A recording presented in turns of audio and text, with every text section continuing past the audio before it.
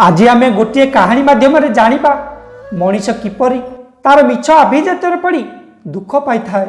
आपण माने देखिथिबे बहुत लोक एमिति अछंती घरे खाइबा को नथिबो किंतु बाहर को देखाई होई थांती कि मो पाखरे सब किछि अछि।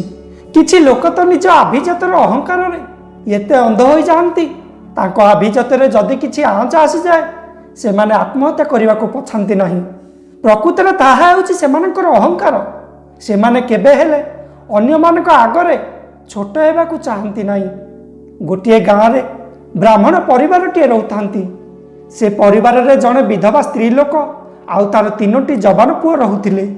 से विधवा स्त्री लोकटीर स्वामी आगुरी जड़े प्रख्यात पंडित थिले। तांकर आखपाख अंचल रे बहुत ख्याति थिला। सेथिपई लोक माने से ब्राह्मण परिवार समस्त को सम्मान दियंती। कथारे अछि मान सम्मान आ ख्याति पेट केबे हेले भरी न थाए। सेही भली से ब्राह्मण परिवार पाखपाखी गाँव सम्मान तो बहुत पाई थांती किंतु से निजे बहुत कष्ट रे बंचंती। तांको घर पछपटे दुईटी सजना गछ थाए। से सजना गछरु जेते छुई बाहारे से तांको पड़िसा घर जड़े लोकंक साहाय्य रे ताहा बजार रे बिक्री कर देई थांती। सेथिरु जेउ पैसा आसे सेथिरे से माने एडजस्ट करी चली थांती।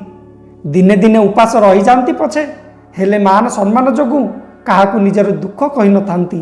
से स्त्री लोकटी ता तीन पुओं को सबु बेले किछि काम करिबा को कहउथाए किंतु से माने अनेक थर किछि काम करिबा को चाहुथिले मध्य करि पारु नथिले। कारण पिलाटी दिनरु आज जाए आखपाखर लोक माने तांको सम्मान दे आसुछंती। सेथिपई तांको भितरे मिछ अभिजातर परदा पड़ी जाइथिला। ताको भितरे अहंकार भरी जाइथिला। जेउ लोक माने ताकू सम्मान देउछंती तांको आगरे काम करिबाकू तांको लाज लागुथिला। दिनकर घटना जड़े साधु आउ तांकर जड़े शिष्य सेही ग्राम दे जाउथिले। संज हो जाइथिबारु साधु जनक चिंता कले आज रातिक एही ग्राम रे विश्राम नेबे। सेही समय रे से ब्राह्मण परिवारर तीन पुओ सेही बाट दे जाउथांती।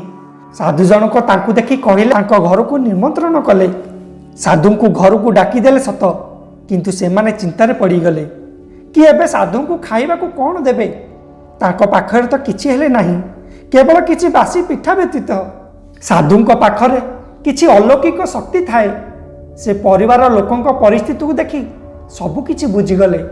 आउ परिवार जनकू डाकी कहिले आम पाई किछि व्यस्त हेबा दरकार नाही। आमे राति रे आहार नेबा बंद कर देइछु। आपण माने निश्चिंत रुहंतु। ताहा कही साधु जनक विश्राम करने को लगिले।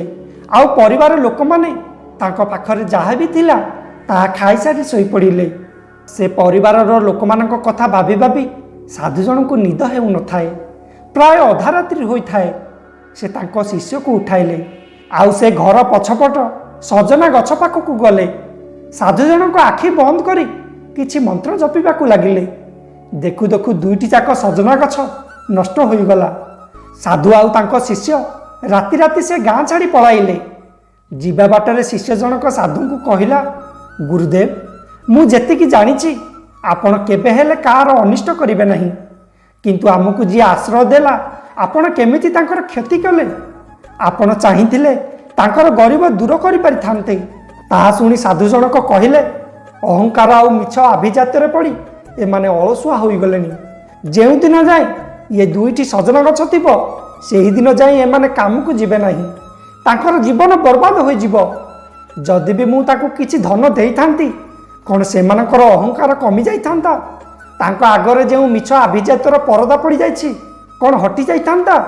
साधुंकर एही कथा सुनी शिष्य जनक मनर जेउ आशंका थिला ताहा दूर होई गला। आउ किछि दिन परे साधु जनक जानिबा को पाइले से परिवारर तीनोटी जाक पुओ ठीक रे काम को जाउछंती आउ विवाह करी खुशी रे जीवन यापन करुछंती। यही कहानी बली आमे माने अधिकांश लोक अहंकार आउ मिछ अभिजात को धरी दुख पर दुख पाउछ पछे ताकू छाड़ीबा को आम मन रे टिकी हेले भी धारणा आसुनी। तुमर अहंकार आउ मिछ अभिजात जोगु तुम गरीबी आउ दुख दुनिया आगरे लुचाई तो देब किंतु ताहा तुम निज पाखरे केमिति लुचाइब।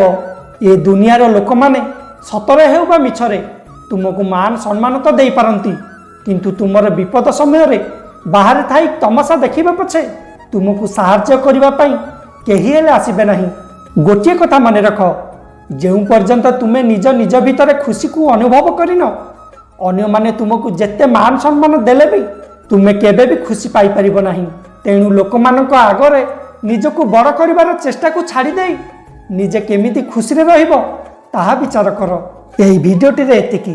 ଏହି ଭିଡ଼ିଓଟି ଆପଣଙ୍କୁ କେମିତି ଲାଗିଲା କମେଣ୍ଟସ୍ କରିକି ନିଶ୍ଚୟ ଜଣାଇବେ। ଜୟ ଶ୍ରୀରାମ।